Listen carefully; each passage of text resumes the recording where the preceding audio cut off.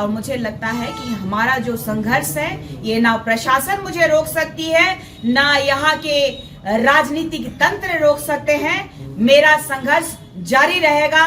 मेरी जहां जरूरत होगी हमारे आदिवासियों को, हमारे मूलवासियों को, मैं उनके लिए वहां पे खड़ा रहूंगी। पद को बेच देने वाले लोग, जो अपने ईमान को बेच देने वाले लोग, जो संविधान का मान नहीं रखने वाले लोगों को उनकी औकात दिखाने का काम, उनकी सही जगह दिखाने का काम ये केंद्र सरना समिति करेगी। बिल्कुल मैं जेल जाने से नहीं डरती, लेकिन जो अब बात रह गया है कि ये लोग जिस तरीके से तोड़ चुके हैं, पूरा घर तहस नहस हो चुका है। हम कानूनी कार्रवाई करेंगे। जो भी पदाधिकारी इसमें संलिप्त है सभी को जेल भेजने का काम करेंगे। ये हमें क्या जेल भेजेंगे। शेड्यूल के तहत अगर लागू किया जाता पेशा अधिनियम 1996 तो किसी के माई का लाल में इतना औकात नहीं होता, किसी पदाधिकारी में इतनी औकात नहीं होती कि हमारी 1 इंच भी जमीन वो लोग एक्वायर कर लेते। अगर मैंने कहा है, उग्र होके कहा है, तो मेरा अधिकार है भाई, मेरा जमीन है।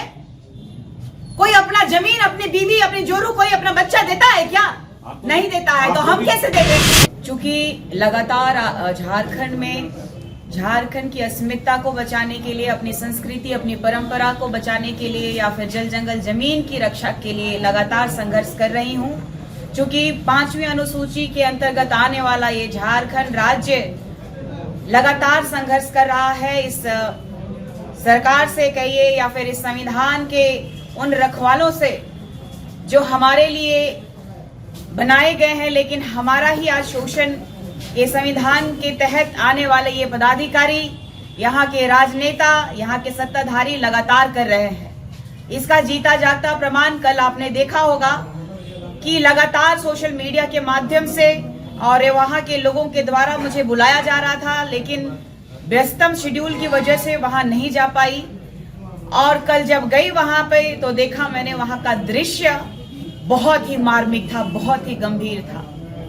वहाँ के बच्चे रो रहे थे, वहाँ के जो बुजुर्ग हैं जिन्होंने अपनी एक एक कमाई का जोड़ा हुआ पैसे का उन्होंने मकान बनाया था। मकान बनाना सपना होता है, जीवन का सबसे बड़ा सपना। और हम जैसे जो यहाँ के बसिंदे हैं, आदिवासी चाहे मूलवासी बोलिए, सब एक एक रुपया जोड़ करके घर बनाया था उन लोगों ने। और ये सरकार जो कह रही है, ये प्रशासन जो कह रहा है कि हाई कोर्ट का आदेश है, हाई कोर्ट का आदेश है, तो ये देखिए, ये इतने सारे डॉक्यूमेंट्स जो कुछ एक घरों के बस है, जो रैयतों का है, जिनके पास में मोटेशन पेपर है, यहाँ के सीओ ने मोटेशन किया, यहाँ के सरकार का, यहाँ के संविधान के तहत आने वाले जितने कर्मचारी हैं वो भी देखें कि किस तरीके से नगर निगम में उन्होंने नक्शा पास करवाया है, किस तरीके से उनका जमीन का एक एक रसीद काटा हुआ है। अगर संविधान में विश्वास रखता है, अगर नियमावली में विश्वास रखता है, अगर पदाधिकारियों में ये जनता विश्वास रखता है, तो जनता का जो दुख है, जनता का जो दर्द है, उसको कौन खत्म करेगा? ये चिंता का विषय है कि अगर आज घर टूट रहा है तो कहां है वो राजनीतिज्ञकार लोग जो जनता के लिए, जनता के द्वारा चुने गए थे, और जनता का विश्वास जीतने के बाद जनता को आज इतनी कड़ाके की जो ठंड है उसमें बच्चे, बूढ़े, नौजवान सभी आज प्लास्टिक का समझ लीजिए टेंट बना करके वो आज अपना घर नहीं टूटने का अभी भी इंतजार कर रहे हैं। लेकिन दुर्भाग्य है हमारे झारखंड राज्य का कि लगातार पुलिस बल का इस्तेमाल कर हमें दबाया जा रहा है, हमें लूटा जा रहा है। जो कि मैंने कल कहा कि जिस तरीके से इन लोगों का जो व्यवहार था, जब मैं उस जगह में लेट गई तो इन लोगों का जिस तरीके से मारना या फिर कपड़े निकालना, मैंने कहा कि जमीन तो लूट ही रहे हो, हमारी अस्मिता भी लूट रहे हो, तो भाई मुझे भी लूट लो। यही बचा है कि हमारे पूरे झारखंड में आज जो हालात रहे हैं काफी दुखदाई है। एक तरफ हम अपने जमीनों के लिए लड़ रहे हैं, लगातार संघर्ष कर रहे हैं, एक तरफ हम अपने समाज की रक्षा के लिए लगातार अपना धर्म और संस्कृति के लिए लड़ रहे हैं, और साथ ही साथ देख लीजिए कि क्यों हम आदिवासियों के साथ ही इतना ज्यादा दुर्व्यवहार किया जा रहा है। आप देखिए कि जो चतरा गई थी, इससे पहले भी चतरा गई, एक दिन पहले चतरा गई थी, वहां पे माइनिंग जो है, पत्थर माइनिंग को बंद नहीं कराया गया। कितना इस सरकार का प्रेशर है, दबाव है कि किस तरीके से माफियाज जो है, चाहे बालू माफिया हो, चाहे जमीन माफिया हो, चाहे कोयला माफिया हो, चाहे पत्थर माफिया हो, लगातार हमें शोषित कर रहे हैं। वहां महज 20 मीटर में स्कूल है, बच्चों का स्कूल, वहां घर है, उसको भी उन लोगों ने पुनः चालू कर दिया। जिस दिन मैं गई उस दिन डर से प्रशासन बंद करवाया, लेकिन मेरे वहां से जाने के बाद तुरंत वहां चालू करा दिया गया।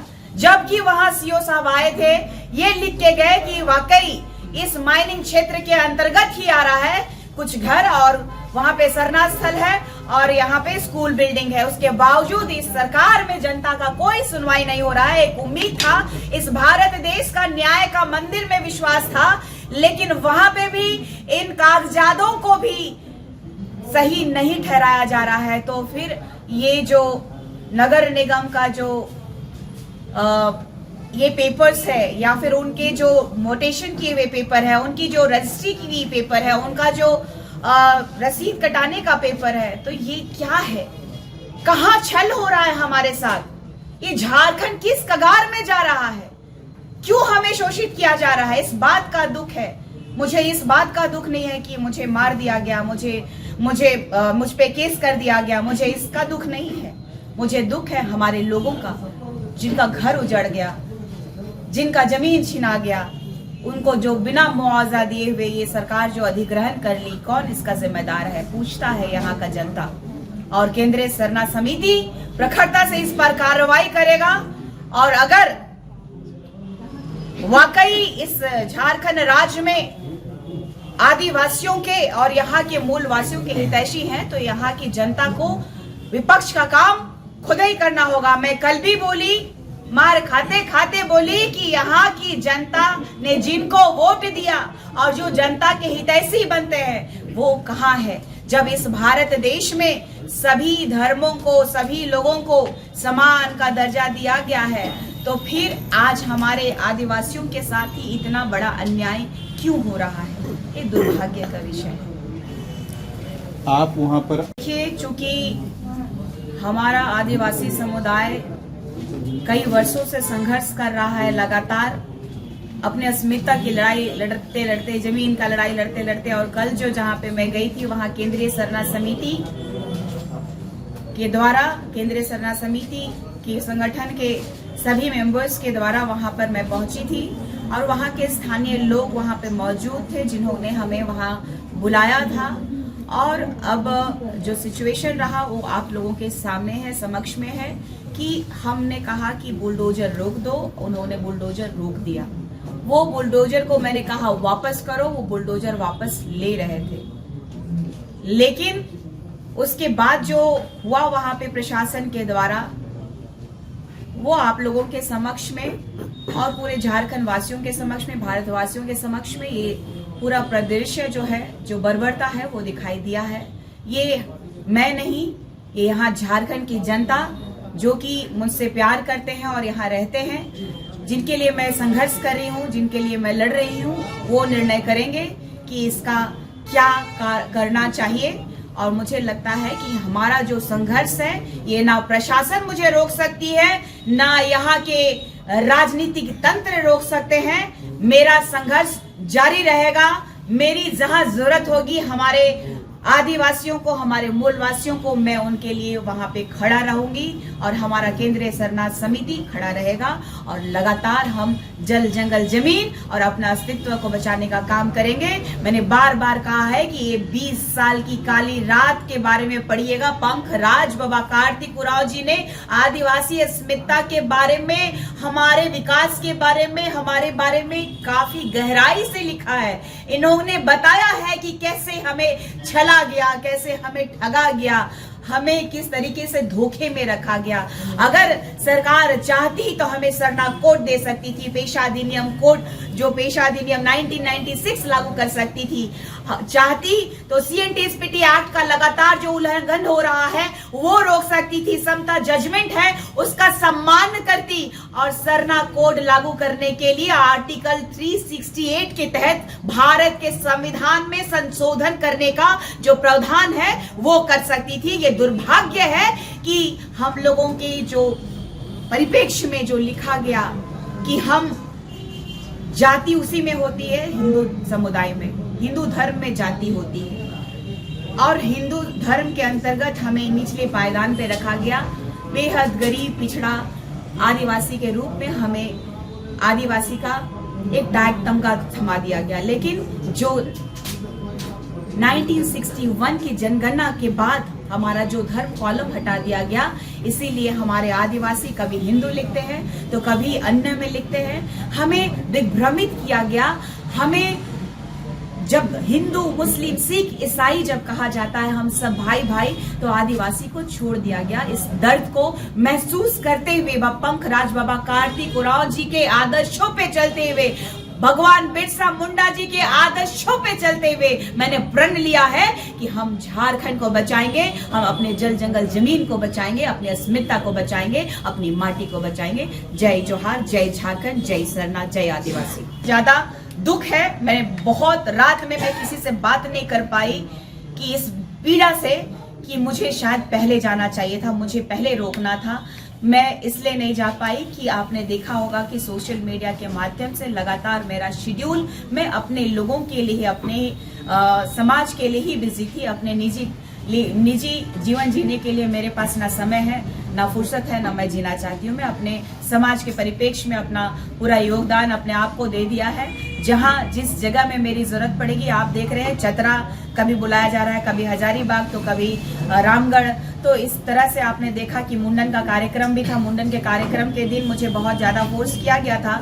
इत्तेफाकन मुझे लगा कि इतने सारे नेता हैं, इतने सारे लोग हैं, इतने सारे लोग गए हैं तो बचाएंगे। मुझे यकीन नहीं था कि हमारे समाज के जो अगुवागण है उन्होंने, चाहे महिला हो पुरुष हो, सभी ने चूड़ियां पहन ली है। मुझे यकीन नहीं था। आज कल मुझे यकीन हुआ कि काश मैं पहले अगर गई होती तो मैं एक घर नहीं टूटने देती। मुझे पूर्ण विश्वास था अपने इस प्रकृति देवता में, अपने पूर्वजों में। मुझे विश्वास है कि आगे आइंदा आने वाला ऐसा कुछ घटना होगा तो मैं प्रायोरिटी ऐसे पहले उनको दूंगी जिनको मेरी जरूरत है। मुझे लगा था कि हमारे लोग लड़ना सीख रहे हैं, लड़ लेंगे, बचा लेंगे, लेकिन मुझे लगता है मुझे और संघर्ष करना होगा, अपने लोगों को और जगाना होगा ताकि वो अपने हक और अधिकार की लड़ाई लड़ पाए।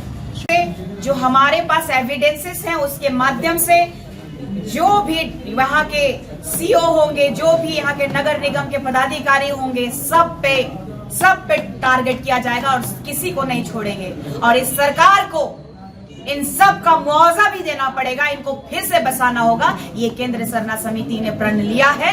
हमसे जो गलती हुई कि हम पहले नहीं जा पाए, लेकिन अब हमसे जो गलती हुई है और इन जो कहा जाए तो इन जैसे पदाधिकारी जो घूसखोर, जो काले लिबास में अपने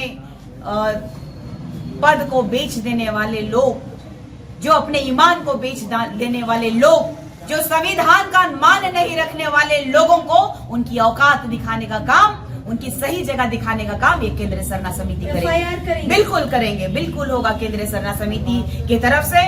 हाँ, जितने भी लोग यहाँ पे भुक्तभोगी हैं उनके लिए हम लोग संघर्ष का दौर जो है कि इसी के माध्यम से करेंगे। निशा जी, आप फिर से वहाँ जाएंगी क्या? कल आपको बॉन्ड पेपर लेकर छोड़ा गया है, कहा जा रहा था कि और आप जाएंगी तो सीधे जेल भेज दिया जाएगा। बिल्कुल, मैं जेल जाने से नहीं डरती, लेकिन जो अब बात रह गया है कि ये लोग जिस तरीके से तोड़ चुके हैं, पूरा घर तहस नहस हो चुका है। हम कानूनी कार्रवाई करेंगे। जो भी पदाधिकारी इसमें संलिप्त है सभी को जेल भेजने का काम करेंगे। ये हमें क्या जेल भेजेंगे? इस देश के मूल मालिक हम लोग हैं और हमारी जमीनें छीनी जा रही हैं। इसका जो संविधान के तहत जो हमारे लिए ये कर्मचारी रखे गए हैं, वो उन कर्मचारियों को बताने की अब जो समय आ गया है, चाहे यहाँ के डीसी हो, चाहे यहाँ के सीओ हो, चाहे यहाँ के पुलिस प्रशासन पदाधिकारी हो, सबको बताने का अब समय आ गया है कि हमारे साथ अब अत्याचार और शोषण करना बंद करें।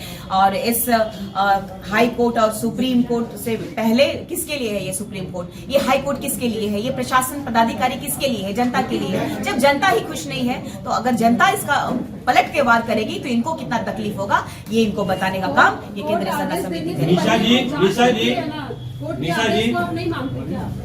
मैं मानती, लेकिन हमारे लिए ही कोर्ट है, ये न्याय का मंदिर है और न्याय के मंदिर में किसी के साथ अन्याय नहीं होना चाहिए था। कम से कम कुछ दिन रुकना था, जांच करना था, जांच के बाद जो भी निर्णय लेते वो निर्णय को हम लोग एक्सेप्ट करते, लेकिन सभी के सहमति से।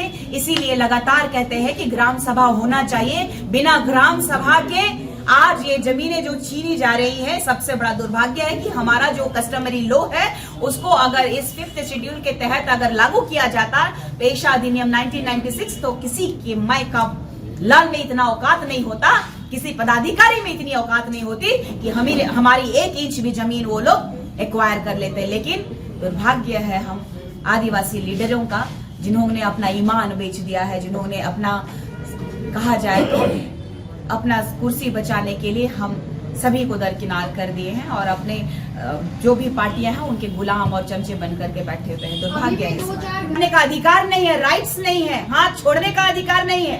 आपने देखा होगा कि किस तरीके से सोशल मीडिया में चल रहा है, तो आप किस राइट्स की बात कर रहे हैं? अगर मैंने कहा है, उग्र होके कहा है, तो मेरा अधिकार है भाई, मेरा जमीन है। कोई अपना जमीन अपनी बीवी, अपनी जोरू, कोई अपना बच्चा देता है क्या? नहीं देता है, तो हम कैसे दे दें? आपको भी कोर्ट जाना चाहिए। देखिए, हम कोर्ट गए, हमारे लोग गए हैं, ऐसी बात नहीं है कि नहीं गए हैं। हमारे लोग कोर्ट गए और कोर्ट के माध्यम से इस पेपर को भी दरकिनार किया गया। इसी वजह से हमें जाना पड़ा कि काश अगर कोई बल लगा सकते हैं हम, तो रोक सकते हैं, तो कुछ समय मिल सकता है कि हम कुछ और प्रोसेस कर ले। हम इसलिए गए थे, उनकी उम्मीदों पे खरे उतरने के लिए गए थे, उनका आंसू पोंछने गए थे। हमारा दुख जो दिखा कल, उनका दुख देख करके हम पसीज गए थे, जो कि हमारा आक्रामक रूप आपको देखने को मिला।